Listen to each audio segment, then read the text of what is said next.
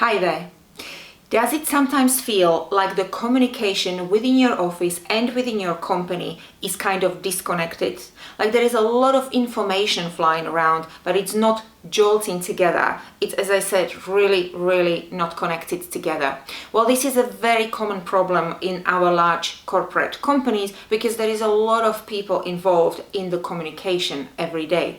That's why in today's topic we are going to talk exactly about that. How to ensure that the communication in your office, young leader, is effective and that everybody in your team is on the same page. Because really, if you want your team to succeed, if you want to reach the results and the vision that you have set for yourself, communication is the key, and it does not matter whether you lead the team of 2 people or 100 people.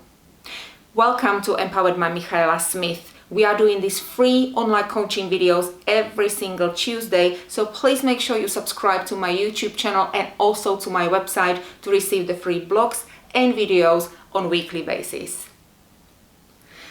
Within our companies, we have departments called corporate communication departments. What do these people do, our colleagues in these departments? They communicate on a regular basis with our shareholders, stakeholders, owners, because of course it's extremely important that we keep informing them and making them posted and communicating to them on a regular basis what is happening within the companies, what initiatives are happening, how is the business going.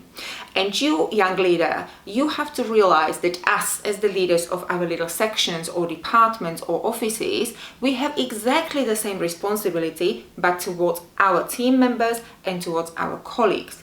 So today in this session, I am going to share with you 5 points, finishing off with the most critical point when it comes to communicating clearly with your team, making sure that your team feels safe, united, and pulls with you together on the same page to make sure that you reach the results that you want to do. So stick with me, subscribe to my YouTube channel, and let's start with point number 1.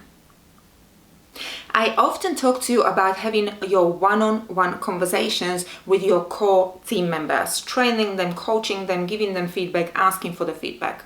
Equally important, however, is that you pull this head of department, your core team, you pull them into one regular meeting where they can cross-share information about what is going on in their regular sections. So I recommend to do this meeting maybe once a month, and it is not really your meeting. In this meeting, what you want to do, you want your core team members to talk together, to see what information is relevant to the other department or to the other section of your team. So this should be a time when everybody gets united and everybody gets an idea about what is going on across the whole business unit. And of course, once they finish this meeting again on regular basis, then they have to filter the information that has been discussed and cascade it down to their teams. This is how you make sure that everybody has got at all times an overview of what is happening in your department. Extremely important. Second important thing to put into your agenda is a meeting with your whole team. Now, this is easier if your team is smaller. It is not so easy often if you have got, let's say, 100 and more people working in your team. So it is important that you really plan this and you really understand what is it that you want to achieve through these meetings. But you do want to put them into the agenda because, especially if you have a larger team, you do not have time, obviously, as a leader of the whole business unit to interact with every single person on a daily basis. Impossible. But they still need your presence. They still need to feel your leadership. So let's say if you have got the meetings on quarterly basis, you want to speak to the whole team, you want to update them about what's going on in the company, you want to update them about what's going on within your office, within your business section, you want to update them about the results of the company, and of course you want to thank them for doing the job or highlighting certain things that you have done in the last quarter. So this is very important, not only the meeting with your core team, but on regular basis. And again, I recommend once in a quarter you do the meeting with your whole team and you give them your time. Point number 3 is connected with the corporate initiatives that we get from our headquarters, and it can be a lot of them very often, right? It can be initiatives driving the new business, it can be HR initiatives, whatever it is that is coming to you from your headquarters. You have to be smart about it as a leader. You do not want to share everything with everybody in your team, because first of all, not everything is relevant to everybody, and then secondly, your team will get overwhelmed and absolutely lost in the amount of information they are receiving. So what you want to do in this case is to get a champion appointed per each project that is coming to you, a person that will really understand into the details, the mechanics of the given project, and will cascade the information down to the relevant people. So whatever you do not send everything that you received from your bosses or from your headquarters. Do not send everything to everybody in your team, because that is going to be counterproductive. They are going to get lost and you are not going to achieve anything. So appoint one champion who is going to be driving one project and share it with the rest of the team. And in the next point, I want to talk to you about recruitment process, basically about your communication with your potential team members before they join your team, because very often we are just really not good at recruitment processes. We meet the people, we get them all excited, and then we don't get back to them. We let them wait for 2 weeks, 3 weeks, thinking that they are probably just waiting to jump on board of our company and they are not looking for anything else. I don't know what gives us this right to let people wait, but if this is what you're doing, or if this is what your HR department is doing, it's a very wrong process and it's a bad impression you are giving to your new potential team member right from the beginning.